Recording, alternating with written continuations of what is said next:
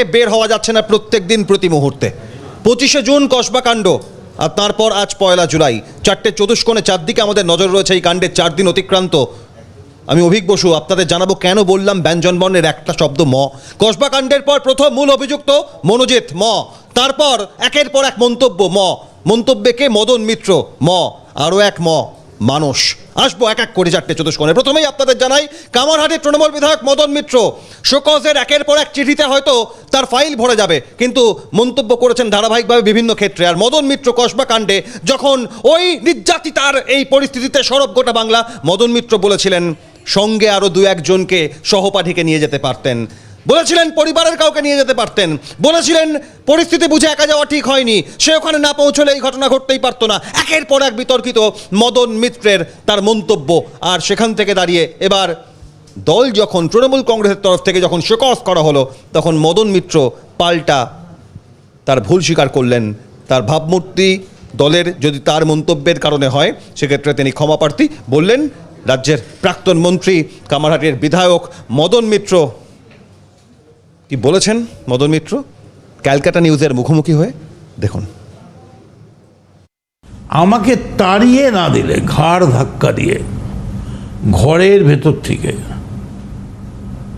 একেবারে বের না করে দিলে আমার মৃত্যু পর্যন্ত আমি দলত্যাগ করব না। আমাকে তাড়িয়ে না দিলে, ঘাড় ধাক্কা দিয়ে ঘরের ভেতর থেকে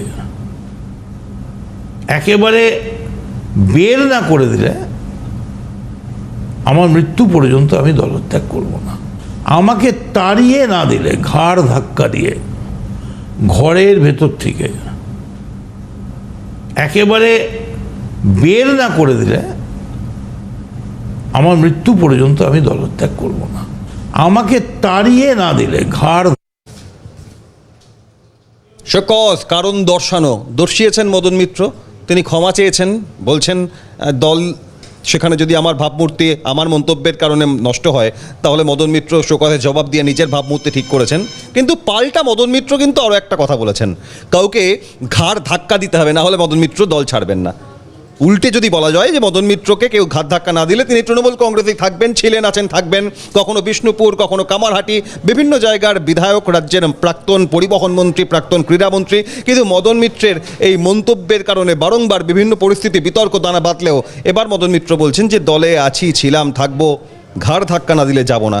কিন্তু মদন মিত্রের এই মন্তব্য শোকজ তার জবাব, তার পরিপ্রেক্ষিতে অন্যান্য রাজনৈতিক দলের থেকে কি প্রতিক্রিয়া এসেছে সেটা দেখাই আপনাদের। কোনো লাভ হবে না। ও কাকে শোকজ করলো কি না করলো, কাউকে শোকজ করে কাউকে করে না। অনুব্রতর ক্ষেত্রে একরকম স্ট্যান্ডার্ড, কাজল শেখের জন্য আরেক রকম স্ট্যান্ডার্ড, ভরতপুরের বিধায়কের জন্য হুমায়ুন বাবুর জন্য একরকম, আবার কল্যাণ বাবুর জন্য কিছুই না। এই ইত্যাদি ইত্যাদি চলে, সব দলে চলে, এদের দলে চলে। তাহলে যাই হোক, সেটা নিয়ে আমাদের মন্তব্য করার কোনো বিষয় নেই। তৃণমূল দলটার আপাতমস্তক যা ড্যামেজ হওয়ার সে ড্যামেজ হয়ে গেছে, তাহলে কন্ট্রোল করে কোনো লাভ হবে না। সুব্রত বাবু বিধায় চেষ্টা করছেন, ও কম্বলের লোম বেঁচে কোনো লাভ হবে না, ও ড্যামেজ কন্ট্রোল আর হবে না। বাংলার 11 কোটি মানুষ জানে, অপরাধীরা মনে করে এটা তাদের দল, অপরাধীরা মনে করে এটা তাদের সরকার। এই প্রশাসনের একাংশ লিপ্ত অপরাধীদের সঙ্গে বলে এইসব কথা বলে ওই শাক দিয়ে আর মাঝে থেকে লাভ হবে না। ধরা পড়ে গেছে তৃণমূল, বমাল ধরা পড়ে গেছে মানুষের কাছে। ফলে এসব চিঠিপত্র চালাচালি করে ভোটের আগে একটু ড্যামেজ কন্ট্রোল করার চেষ্টা করছেন। দেখো আমরা কত সুন্দর ড্যামেজ কন্ট্রোল করছি, কত সুন্দর আমরা শাস্তি দিচ্ছি। এ পর্যন্ত বলছে প্রত্যেকটাই সমাজে কলঙ্কিত অধ্যায় তৈরি করছে। আর দ্বিতীয় বিষয় আমি মনে করি যে যদি মদন মিত্রকে শোকজ করা হয় তাহলে কল্যাণ ব্যানার্জিকে নয় কেন? তাহলে কল্যাণ ব্যানার্জিকে এখনো পর্যন্ত শোকজ করা হলো না কেন? তার মানে তৃণমূল কংগ্রেসের যে এই পক্ষপাত দুষ্ট যে রাজনীতি, সেটা আবার এখানে পরিষ্কার হয়ে গেল যে কল্যাণের বেলা ছাড় আর মদনের বেলা তখন শোকজ। অতএব এই যে রাজনীতি তৃণমূলের, এই নোংরা রাজনীতির আমরা তীব্র বিরোধিতা করছি। এ তো গেল এক ময়ের কথা মদন মিত্র, কিন্তু আবারও কসবা কাণ্ডের পর এক মনোজিৎ, আর সেখান থেকে এবার আর এক মেডিকেল কলেজে গিয়ে মানুষের বিতর্কিত মন্তব্য। মানুষ ভূঁইয়া রাজ্যের সেচমন্ত্রী, পশ্চিম মেদিনীপুরের চন্দ্রকোনা, ঘাটাল, দাসপুর বিভিন্ন জায়গায় জল জমেছিল, মানুষ ভূঁইয়া গিয়েছিলেন, সুরাহার কথা বলেছেন, সব ভালো ছিল। হঠাৎ মেডিকেল কলেজে গিয়ে মানুষ ভূঁইয়া যে মন্তব্য করলেন তাতে বিতর্ক দানা বাঁধল। তার কারণ মানুষ ভূঁইয়া বলছেন যে পেহেলগাম হামলার ঘটনায় এখনো মূল অভিযুক্ত যারা জঙ্গি তাদের ধরা যায়নি। মানুষ ভূঁইয়া বলছেন যে রাজা রঘুবংশী মেঘালয়ে ঘুরতে গিয়ে সোনাম রঘুবংশী ধাক্কা মেরে দিয়েছিল, সেই ঘটনায় শোরগোল পড়েনি, আর এটা একটা ছোট্ট ঘটনা নিয়ে হুলস্থুল। মানুষ ভূঁইয়া কেন বলতে গেলেন এই প্রশ্ন এরমভাবে বলছি তার কারণ মানুষ ভূঁইয়া পরে ভুল স্বীকারও করেছেন। মানুষ ভূঁইয়া রাজ্যের বর্ষিয়ার নেতা, দীর্ঘদিনের রাজ্যের সেচ মন্ত্রী, তার এই মন্তব্যকে ঘিরে মেডিকেল কলেজে দাঁড়িয়ে তার এই মন্তব্য ঘিরে বিতর্ক। কি বলেছেন প্রথমে মানুষ ভূঁইয়া দেখাই আপনাদের। একটা উগ্রপন্থী এখনো ধরা পড়েনি যারা পেহেলগাঁওকে মেরেছিল আমাদের 26 জনকে। আর বাংলার দিকে তাকা, ছোট্ট একটা ঘটনা ঘটলেই গেল রে কি সব মাস। হ্যাঁ, ঘটনা তো ঘটে, নিজের ফ্যামিলিতে ঘটে। হাজবেন্ড ওয়াইফকে মেরে দিচ্ছে বালিশ চাপা, ওয়াইফ প্রেমিকের সঙ্গে ঘুরতে গিয়ে বরকে ঠেলে দিচ্ছে পার। These are the crises of the society. And medical arena is not out of that context. কিন্তু আমার মুখ্যমন্ত্রী, আমাদের মুখ্যমন্ত্রী মাতৃ স্নেহে প্রত্যেকটি ঘটনাকে ট্যাকল করে। তার নাম মমতা ব্যানার্জি। স্ট্যান্ড বিসাইড হার। একটা উগ্রপন্থী এখনো মেডিকেল কলেজে গিয়ে মানুষ ভূঁইয়ার এই বক্তব্য, এই নিয়ে বিতর্ক তৈরি হচ্ছে। তার কারণ মানুষ ভূঁইয়া কলকাতা মেডিকেল কলেজে গিয়ে রাজা রঘুবংশীর কথা বলছেন। রাজা রঘুবংশীর মৃত্যু, সোনাম রঘুবংশী অভিযুক্ত, সেখান থেকে মানুষ ভূঁইয়া হট করে বাংলার এই ঘটনায় হুলস্থুল কেন এটা একটা ছোট ঘটনা এমন বলতে গিয়ে, বেফাঁস মন্তব্য করতে গিয়ে বিতর্ক দানা বেঁধেছে। রাজা রঘুবংশীর কথা মানুষের গলায়, কিন্তু বাংলার ঘটনা নিয়ে বিস্তারিত জানাবেন রাজা সাহা, সরাসরি ছিলেন মেডিকেল কলেজে।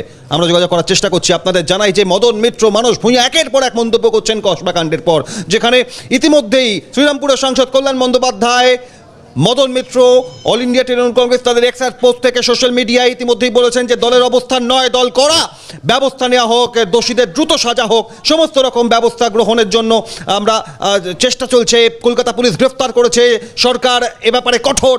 এরপর হট করে কল্যাণ বন্দ্যোপাধ্যায়, মদন মিত্র, মানুষ ভূঁইয়া তাদের এই মন্তব্য কেন নিয়ে প্রশ্ন উঠছে। মানুষ ভূঁইয়া বলার পর যদিও আবার দিচ্ছেন সাফাই দিতেই হতো না যদি এমনটা নাই বলতেন। মানুষ ভূঁইয়া রাজ্যের মন্ত্রী, আইনসভার সদস্য, কি বলেছেন দেখুন। কসবার ঘটনা আমরা সবাই, আমাদের দল স্ট্রংলি কন্ডেম করছে। আমি ডাক্তার মানুষ ভূঁইয়া স্ট্রংলি কন্ডেম করেছি। অ্যারেস্ট করেছে পুলিশ, সরকার দৃঢ় পদক্ষেপ গ্রহণ করেছে যারা এই খারাপ কাজ করেছে।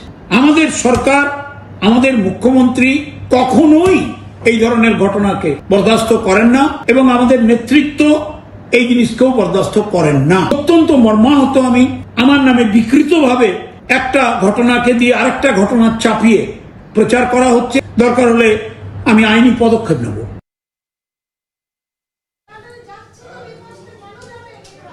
25 জুন বুধবার ঘটনা, 27 জুন শুক্রবার সামনে আসলো, 28 শনি, 29 রবি, 30 সোম পেরিয়ে আজ 1 জুলাই মঙ্গলবার। দিকে দিকে নজর রয়েছে কসবাকাণ্ডের ঘটনায়। এখনো পর্যন্ত পুলিশ ঘটনার অভিযোগ এফআইআর দায়েরের 12 ঘন্টার মধ্যেই অভিযুক্তদের গ্রেফতার করে। তারপর 3 জনকে গ্রেফতারের পর আরও এক অভিযুক্তকে গ্রেফতার করা হয়েছে, যিনি গার্ড হিসেবে ছিলেন ওই কসবা ল কলেজে। সব মিলিয়ে এই ঘটনার পরিপ্রেক্ষিতেই নেতা, মন্ত্রী, বিধায়ক, সাংসদ তাদের এই মন্তব্যকে নিয়ে প্রশ্ন উঠছে। সরকার বা দল, প্রশাসন তাদের অবস্থানের মাঝে হট করে তাদের এই এক একটা মন্তব্য জানিয়ে বিভ্রান্তি তৈরি হচ্ছে সাধারণ মানুষের মধ্যে। মদন মিত্র, মানুষ ভূঁইয়া, কল্যাণ বন্দ্যোপাধ্যায় হোক বা যে কেউ, প্রশ্ন উঠছে কসবা কাণ্ডে, যে কাণ্ডের পরিপ্রেক্ষিতে বাংলার রাজনৈতিক মানচিত্রে বিভিন্ন জায়গায় একের পর এক ঘটনার সঙ্গে এক নতুন সংযোজন। আমরা কথা বলবো এই মুহূর্তে, আমাদের সঙ্গে সজল ঘোষ রয়েছেন, বিজেপি নেতা। সজলদা, কসবা কাণ্ডের পর আমি 4টে চতুষ্কোণ শুরু করেছিলাম, পরপর ওই ব্যঞ্জন বর্ণের একটা মকে আমরা বাদ দিতে পারছি না। মূল অভিযুক্ত মনোজিৎ, মন্তব্য করছেন মদন, মন্তব্য করছেন মানুষ, বলছেন কেউ যে পেহেলগাম ঘটনার জঙ্গিদের এখনো চিহ্নিত করা গেল না, একটা ছোট ঘটনা, মানুষ ভূঁইয়া বলে ফেলছেন। মদন মিত্র কি বলেছেন, আবার সাফাইও দিয়েছেন। সজলদা, কোন দিকে যাচ্ছেন এরা? মমতা শুরু ম দিয়ে এখন ময় হয়ে গেছে বাংলা। আগে একটা ছিল মদন মিত্র, এখন হচ্ছে মনোজিৎ মিশ্র। হ্যাঁ, এখন বাংলাটা ম দিয়েই চলছে, সেটা হচ্ছে মানি আর হচ্ছে মেন মানুষ তৃণমূলের। ওটা যেমন মা, মাটি, মানুষ সব ম, এখানে মানে সব ম। এখন নতুন সংযোজন হয়েছে সেই ময়ে মানুষ ভূঁইয়া। উনি আরেকবার প্রমাণ করলেন শিক্ষিত হলেই মানুষ হওয়া যায় না, শিক্ষিত হলে মানুষ হওয়া যায় না। হ্যাঁ, এই ঘটনার সঙ্গে পেহেলগাঁওয়ের ঘটনা যোগ করে দিলেন। হ্যাঁ, আসলে বুড়ো বয়সের ভীমরতি বলবো না টিকে থাকার লড়াই বলবো, কিন্তু যাই হোক না কেন অত্যন্ত নির্লজ্জ। সজলদা 2011 সালে রাজ্যে পাড়াবদল হয়েছিল, 12 মাস যায়নি 2012-এ পার্ক স্ট্রিট, তারপর কামদুনি, হাঁসখালি, কুলতলি, কসবা, আরজিকর, রায়গঞ্জ, বারাসাত, বাঁকুড়া। অমিত মালব্য বলছেন যে দেশের মধ্যে ধর্ষকদের রাজধানী বাংলা, এ বাংলার মানুষ হয়ে আমাদের শুনতে ভালো লাগে না। সজলদা, এই ঘটনার পরিস্থিতিতে কোন দিকে এগোচ্ছে গোটা পরিস্থিতি বলে আপনার মনে হয়? ধর্ষণ হয়েছে গতকাল, 4টে ধর্ষণ হয়েছে। আপনি 12 মাস ধরে পড়ে আছেন, গতকাল 3টি বা 4টি ধর্ষণ হয়েছে পশ্চিমবঙ্গে। ভালো না লাগলে কি হবে? এ পাপ তো আমার, এ পাপ তো আপনার। সিপিএম কে সরানোর জন্য হারমাদদের হাত থেকে বাংলাকে বাঁচাতে উন্মাদের হাতে তো বাংলা আমরাই দিয়েছি, এটাকে তো অস্বীকার করা যাবে না। প্রায়শ্চিত্তও করতে হবে, যেমন আমরা করছি শহর থেকে শহরতলিতে ঘুরে ঘুরে, আপনারাও করুন। সজলদা, আমি শেষ প্রশ্ন করবো। কসবা কাণ্ডে ঘটনায় এফআইআর এর 12 ঘন্টার মধ্যে 3 অভিযুক্ত এবং তারপর আরো একজন গার্ডকে গ্রেফতার করা, কলকাতা পুলিশ তৎপরতার সঙ্গে তদন্ত, কোথাও কি একটা আশা দেখতে পাচ্ছেন যে অন্তত এই ঘটনার না, ক্ষেত্রে? আমি দেখতে পাচ্ছি না, আমি একদমই দেখতে পাচ্ছি না। কারণ গ্রেফতার করলেই শাস্তি হয় না। শুনুন, আমি আপনাকে প্রথম বলি, বাপের জন্য কোনোদিন এফআইআর শুনেছেন? এম, জে, পি শুনেছেন?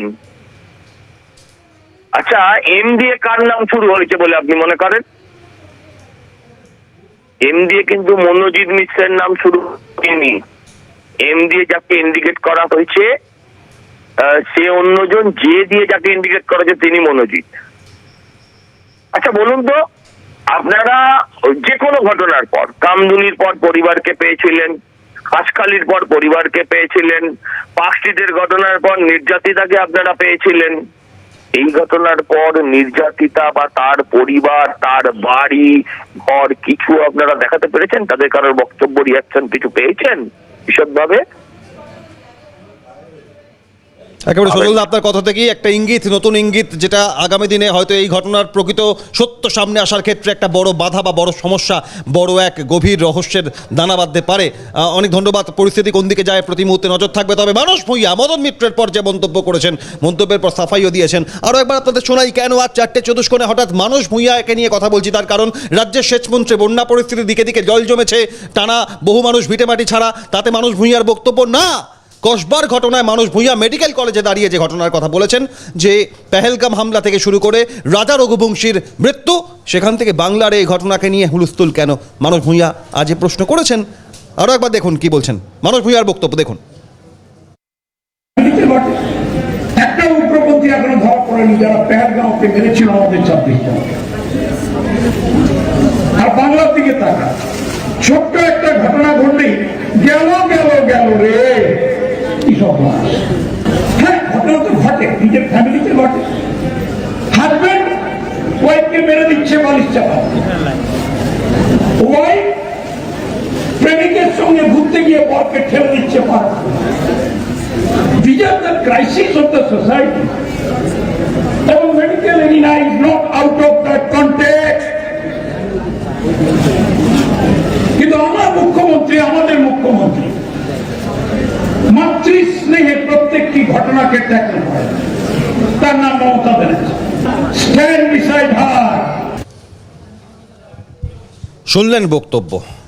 যখন তৃণমূল কংগ্রেস অফিসিয়ালি তাদের এক্সপোজ থেকে কল্যাণ বন্দ্যোপাধ্যায়, শ্রীরামপুরের সাংসদ কামালহাটির বিধায়ক মদন মিত্র তাদের মন্তব্য দল সমর্থন করে না, ব্যক্তিগত মন্তব্য, এই কাণ্ডে দোষীদের উপযুক্ত শাস্তির দাবি দলীয়ভাবে তাদের এক্স হ্যান্ডেল থেকে সোশ্যাল মিডিয়া থেকে পোস্ট করা হচ্ছে। যখন কলকাতা পুলিশ গোটা ঘটনা তদন্ত প্রক্রিয়ায় 4 জন গ্রেফতার, একের পর এক জিজ্ঞাসাবাদ, সিসিটিভি ফুটেজ খতিয়ে দেখা, তদন্ত প্রক্রিয়া চলছে, সেখানে মদন, মানস এদের এই মন্তব্য ঘিরেই উঠছে প্রশ্ন, কেন বিভিন্ন ক্ষেত্রে এই কসবা কাণ্ডের পর তাদের এই বেফাঁস মন্তব্য।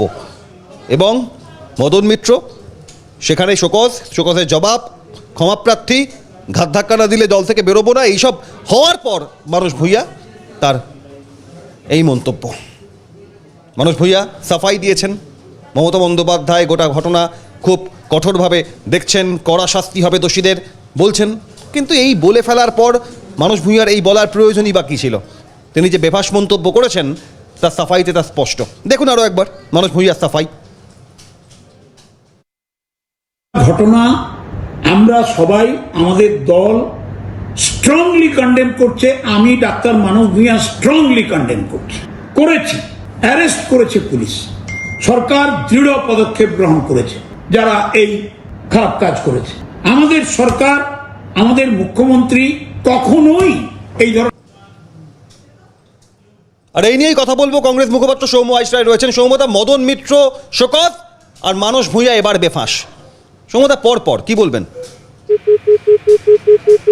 যোগাযোগ বিচ্ছিন্ন হয়েছে। আপনাদের জানাই যে কসবা কাণ্ডের ঘটনায় প্রতি মুহূর্তে প্রতি মিনিটে নজর রয়েছে, তার কারণ গোটা ঘটনার তদন্তে আমাদের প্রতিনিধি তারা যা তুলে ধরছেন যে ঘটনার দিন রাতে মেডিকেল পাশে স্টোর থেকে নিয়ে আসা হয়েছে ইনহেলার। ঘটনার পর ফোনের কল ডিটেল সামনে আসার পর তাতে কল লিস্ট খতিয়ে দেখে একের পর এক তথ্য পেয়েছেন তদন্তকারীরা। চাদর উদ্ধার হয়েছে, ঘটনা সিসিটিভি ফুটেজ থেকে কী তথ্য পাওয়া গিয়েছে, ওই নির্যাতিতার বয়ান, অভিযোগপত্র, তার সঙ্গে ঘটনার একের পর এক পর্যায়ক্রমে মিলে যাচ্ছে, অভিযোগের সত্যতার ভিত্তি খুঁজে পাচ্ছেন তদন্তকারীরা। তারই মাঝে মদন মিত্র, মানস ভূঁইয়ার এই মন্তব্য। কংগ্রেস মুখপাত্র সৌম্য আইচরায় রয়েছেন। আরও একবার সৌম্যদা, এটাই জানতে চাইবো যে বেফাঁস মন্তব্যে মদন মিত্র শোকজ আর তারপর এবার মানস ভূঁইয়া বেফাঁস, পর কি বলবেন সৌম্যদা? এগুলো সব লোক দেখানো শুরু হচ্ছে আর কি। আর কতদিন এই স্কুলিংয়ের মতো এগুলো বলছেন? কখনো মানস ভূঁইয়া, কখনো অনুব্রত মণ্ডল, কখনো হুমায়ুন কবির, কখনো মদন মিত্র, কখনো। সেটা তৃণমূলের আভ্যন্তরীণ ব্যাপার, তৃণমূলের লড়াই, নিজেদের ভেতরকার লড়াই, সেটা বহিঃপ্রকাশ হচ্ছে। কেউ তাদের বিবেকের তাড়নায় বলছেন, কিন্তু তৃণমূল তো তৃণমূলের জায়গাতেই থাকবে। ড্যামেজ কন্ট্রোল করার চেষ্টা করবেন সুব্রত বাবু মাঝে মধ্যে চিঠি দিতে চিঠির প্যাড শেষ হয়ে যাবে। তো কারোর ক্ষেত্রে বলবেন, কারোর ক্ষেত্রে বলবেন না, এইসব করে লোককে ভাওতা দেওয়ার চেষ্টা করছেন, বোকা বানানোর চেষ্টা করছেন। বাংলার মানুষ জানে এইসব মিথ্যা বিবেকের বুলি আওড়ে আর বেশি দিন চলা যাবে না। বাংলার মানুষ, 11 কোটি মানুষ জানে তৃণমূল মানেই দুর্নীতিগ্রস্তদের একটা ভিড়, এবং সেখানে অরাজকতা, চুরি, খুন, রাজহানি, ধর্ষণের মতো ঘটনা প্রতিনিয়ত। বাংলার প্রশাসন কার্যত হাঁটু গেড়ে বসে অপরাধীদের সামনে আত্মসমর্পণ করেছে, আর অপরাধীরা মনে করছে তা তাদের সরকার। মানসবাবু কি বললো, মদনবাবু কি বললো, আর ওদিকে কল্যাণবাবু কি বললেন, থোড়ি কেয়ার করে এরা এখানকার অপরাধীরা। তারা তৃণমূলের নেতাদের মাথার হাত রয়েছে, তাদের উপরে আশীর্বাদের হাত আছে, তাই তারা এসব থোড়ি কেয়ার করে। আর কত চিঠি লিখবেন, লিখে যান, কিচ্ছু লাভ হবে না। ধন্যবাদ সৌম্য আইচরায় আমাদের সঙ্গে ছিলেন সরাসরি। এই মুহূর্তে আমাদের সঙ্গে সিপিআইএম নেতা, বর্ষিয়ান সিপিআইএম নেতা রবীন দেব রয়েছেন। রবীন্দা, কসবা কাণ্ডের পর শহর কলকাতার বুকে সেই পার্ক স্ট্রিট থেকে শুরু করে বহু ঘটনা পরপর রাজ্য জুড়ে বিভিন্ন ক্ষেত্রে ধর্ষণের অভিযোগ, ধর্ষণের ঘটনা, কখনো কিশোরী, কখনো নাবালিকা, কখনো গৃহবধূ, আর এবার ছাত্রী। কিন্তু এই ঘটনায় প্রশাসনিক তদন্ত, গ্রেফতারি, বিভিন্ন ক্ষেত্রে আইনি যাবতীয় প্রক্রিয়ার মাঝে মদন মিত্র, মানস ভূঁইয়া এক একটা বেফাঁস মন্তব্য করছেন। রবীন্দা, ঘটনার মোড় ঘোরানোর জন্য নাকি এই মন্তব্য একান্ত ব্যক্তিগত তাদের, কি মনে করেন আপনি?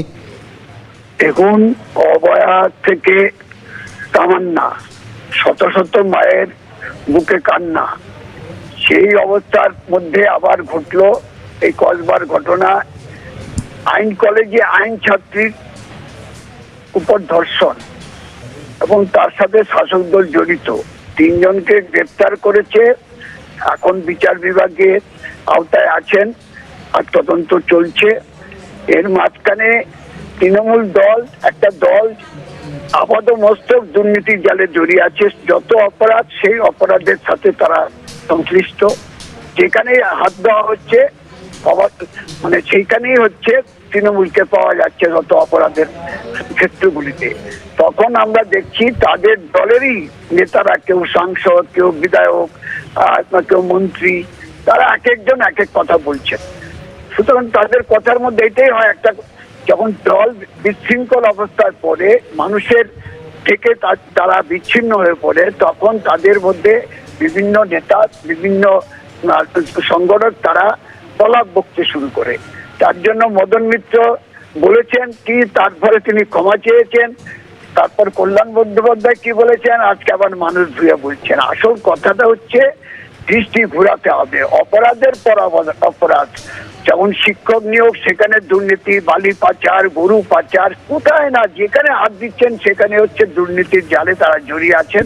সুতরাং তারা দৃষ্টি ঘোরাবার জন্য এক একজনের এক একটা কথা বলে, সেই দিকেই যাতে মিডিয়া তারা আলোচনাকে কেন্দ্রীভূত করতে পারে মূল বিষয় থেকে। তার সাথে মানুষের যে জীবন জীবিকার সমস্যা রয়েছে, শিক্ষাক্ষেত্রে আছে, কাজের জন্য আছে, মানুষ একটা হাত করে দিচ্ছে, তার মধ্যে আমাদের এই সব ক্ষেত্রগুলি, সেইগুলি থেকেও দৃষ্টি ঘোরাবার জন্য একদিকে বিজেপি, একদিকে তৃণমূল তারা চেষ্টা চালিয়ে। একবার নজর থাকবে। অনেক ধন্যবাদ। রবীন দেব বসছেন, সিপিআইএম নেতা, ছিলেন আমাদের সঙ্গে ফোনে।